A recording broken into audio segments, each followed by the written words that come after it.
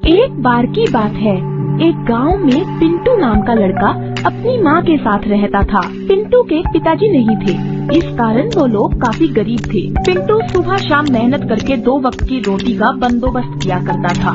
माँ बहुत बूढ़ी हो चुकी थी, इसलिए वो बीमार थी। क्या करूँ बेटा, अब हमारा घर कैसे चलेगा? मैं तो बीमार पड़ गई हूँ, अब घर में अनाज कहाँ से आएगा? माँ, तुम चिंता मत करो, मैं और भी ज्यादा मेहनत करूँगा और तुम्हारा अच्छी जगह इलाज करवाऊंगा। नहीं बेटा, अब इस बुढ़िया को तू मर जाने दे, बस जल्दी से अपनी शादी कर ले, हमारी तो किस्मत ही खराब है। माँ, तुम चिंता न करो, सब ठीक हो जाएगा। पिंटू बाहर निकल जाता है और इधर उधर घूमने लगता है। उसे कुछ समझ नहीं आ रहा कि वो क्या करे। पिंटू गांव के मुखिया के पास जाकर मदद मांगता है।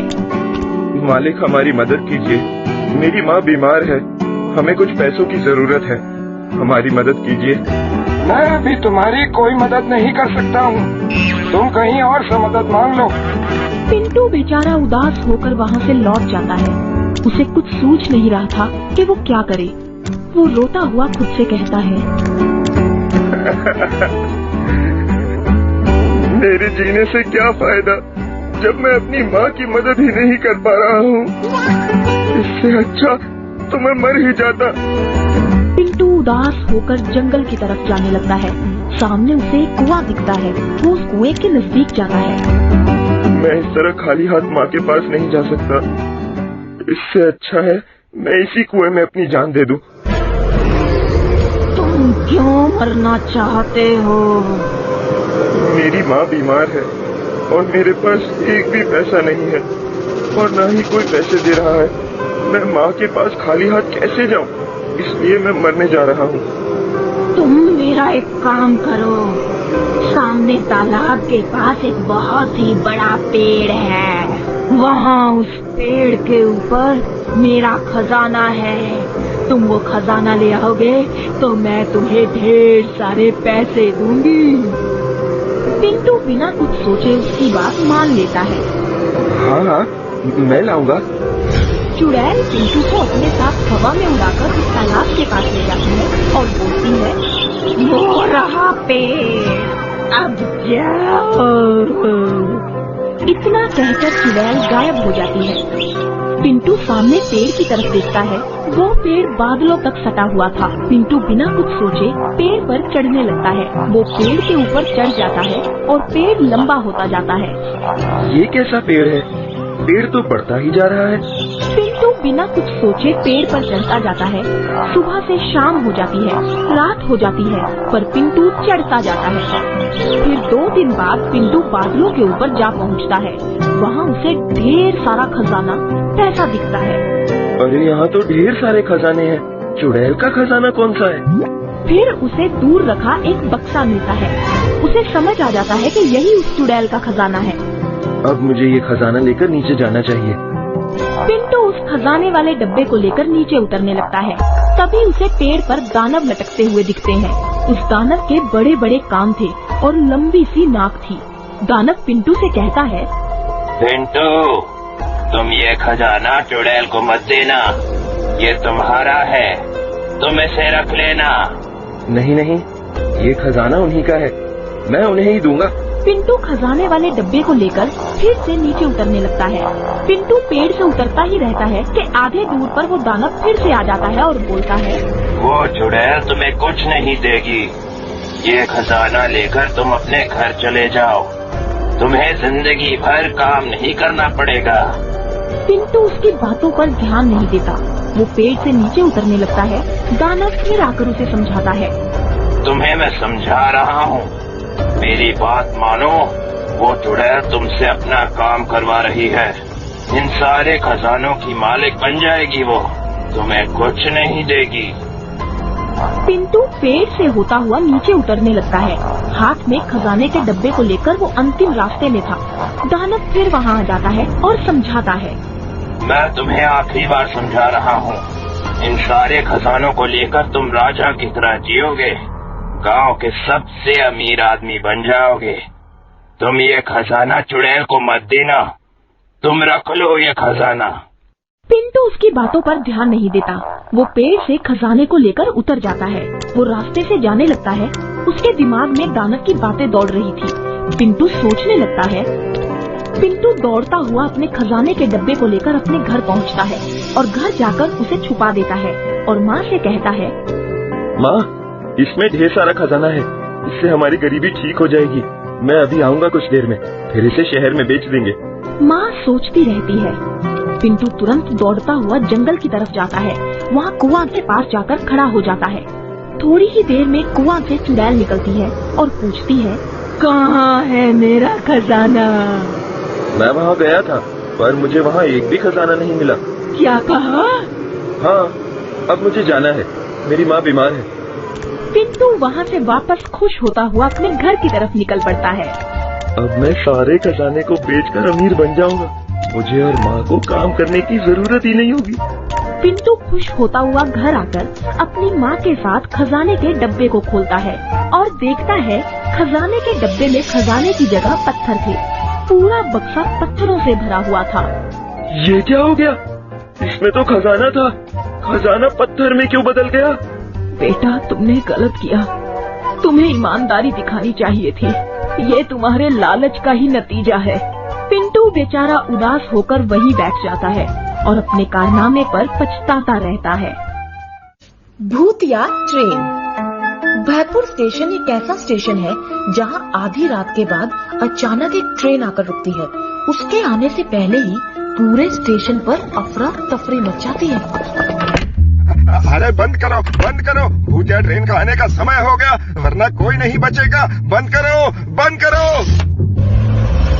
ऐसा कई सालों से चलता आ रहा था। ट्रेन कहां से इस प्लेटफॉर्म पर आती, यहां से कहां जाती, किसी को नहीं पता था। यहां तक कि उसमें से उतरने वाले रहस्यमय यात्री भी उतरकर प्लेटफॉर्म से बाहर निकलते ही कहां चले जाते थे, आज तक किसी को पता नहीं चला।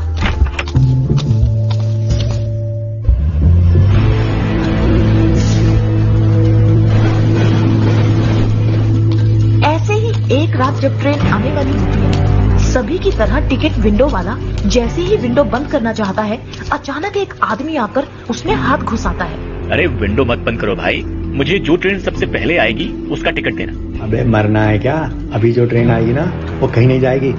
4 घंटे बाद आने वाली ट्रेन से जाना। अरे 4 घंटे मैं कहाँ वेट करूंगा, प्लीज टिकट दे दो भाई। अबे तेरी तो ले भाग यहाँ से। भाई एक चाय मिलेगी? अबे भाग जा, चाय के चक्कर में पड़ा तो कोई पानी पिलाने वाला भी नहीं मिलेगा। पर मुझे आने वाली ट्रेन से जाना है। अबे आने वाली ट्रेन से कोई नहीं जाता। जा, अपनी जान की सलामती चाहता तो प्लेटफॉर्म के बाहर भाग जा। भाग, निकल यहाँ से, चल।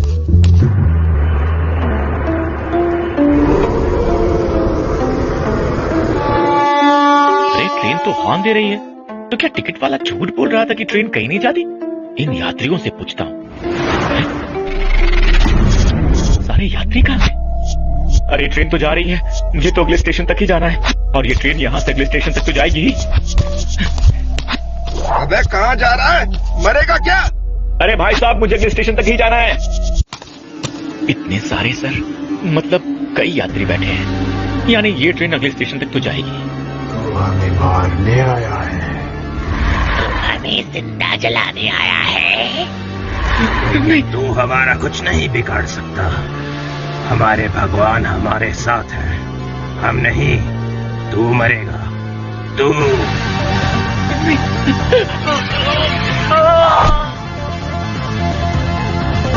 बेचारा मर गया। चीख कर कहा था मैंने इसे, मत जा। टिकट कटाने आया था तो मैंने तो मना कर दिया था। हमने स्टेशन मास्टर की बहुत इज्जत कर ली। जब से ये रहस्यमयी ट्रेन चालू हुई है, ये 8वीं मौत है। अब तो स्टेशन मास्टर को बताना ही पड़ेगा, आखिर उनकी हरी झंडी देने के बाद ही ये ट्रेन क्यों चलती है, कहां से आती है, कहां जाती है, और इसमें से उतरने वाले यात्री कौन हैं जो उतरने के बाद एकदम से गायब हो जाते हैं। अरे मैं कैसे बता सकता हूँ? मैं भी तो तुम लोगों की तरह डर के मारे अपने ऑफिस में दुबक जाता हूँ। झूठ मत बोलिए, आप आकर हरी झंडी दिखाते हैं तभी ट्रेन स्टार्ट होती है। साफ साफ बताओ। इंस्पेक्टर, ये मत भूलो कि मैं स्टेशन मास्टर हूँ, इस पूरे स्टेशन का मालिक। मुझ पर इल्जाम लगाने के जुर्म में मैं तुम्हें स्टेशन से ट्रांसफर करवा सकता हूँ। आइए, इधर आइए, ये देखिए। हो सकता है? ये सब मैं ही कर रहा हूं और मुझे ही नहीं पता। जब किसी से कुछ नहीं होता तो लोगों की सलाह पर स्टेशन मास्टर एक तांत्रिक को बुलाते हैं और उसे पूरी ट्रेन के आने और जाने तक की सारी गतिविधियों की सीसीटीवी फुटेज दिखाते हैं। सुनकर वो कहता है, बच्चा, ये कोई भूतिया चक्कर लगता है। उसी के सम्मोहन में स्टेशन मास्टर साहब जाकर हरी झंडी दिखाते हैं, इसलिए इन्हें कुछ याद नहीं रहता। चिंता मत करो, आज आने दो उस ट्रेन को, मैं उस ट्रेन में जाऊंगा। और रात होते ही ट्रेन के आने के टाइम पर सभी हमेशा की तरह दुबक जाते हैं। तांत्रिक भी एक जगह छुपा सब देखता है। तभी ट्रेन आती है, रुकती है, हमेशा वाले यात्री उतरते हैं, बाहर निकल जाते हैं। तभी स्टेशन मास्टर नींद में चलते से आकर हरी झंडी दिखाते हैं। हॉर्न देती हुई ट्रेन जैसे ही चालू होती है, तांत्रिक भागता हुआ आता है और ट्रेन में चढ़ जाता है। तू हमें मारने आया है? तू हमें जिंदा जलाने आया है? हमारे मंदिर के भगवान को दुश्मन तांत्रिक बनकर आया है और हमारे साथ हमारे भगवान है। आशपुरा का मंदिर हम बनाकर ही रहेंगे।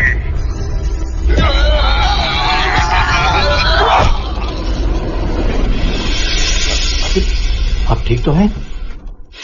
चिंता की कोई बात नहीं है बालक। ये सारे वो भक्त हैं जो यहाँ से 4 स्टेशन दूर आशापुरा में मंदिर बनाने के आंदोलन में शामिल हुए थे। इन्हें दुश्मनों ने मंदिर बनाने से पहले ही ट्रेन में जिंदा जला दिया था।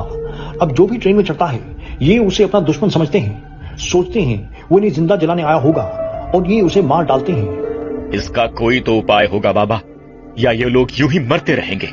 उसका उपाय सोच लिया है मैंने। उस मंदिर का बड़ा सा ढांचा बनवाकर प्लेटफॉर्म पर रख दो और ट्रेन के आते ही आप सबको वो करना है जो मैं बताऊंगा। और वैसे ही किया जाता है। आशपुरा के विवादित मंदिर का बड़ा ही खूबसूरत ढांचा बनाया जाता है, उसे प्लेटफॉर्म पर रखा जाता है और सभी हिम्मत करके ट्रेन आने का इंतजार करने लगते हैं। कुछ ही देर में ट्रेन आती दिखाई देती है। ट्रेन को आते देखते ही छुपे हुए सभी घबराकर कांपने लगते हैं। मुझे तो बहुत डर लग रहा है।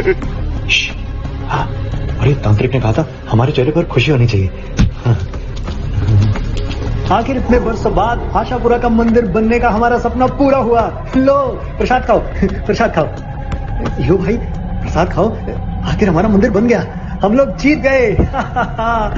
हमारा सपना पूरा हुआ। अब हमें कोई नहीं मार सकता। हमारा मंदिर बन गया। अब हम मरने के लिए ट्रेन में नहीं रहेंगे। हमें मंदिर के लिए आंदोलन करने की जरूरत नहीं। चलो चलो। और उस दिन के बाद भयपुर में सब कुछ ठीक हो जाता है। उस ट्रेन का आना बंद हो जाता है। सभी तांत्रिक का धन्यवाद करते हैं।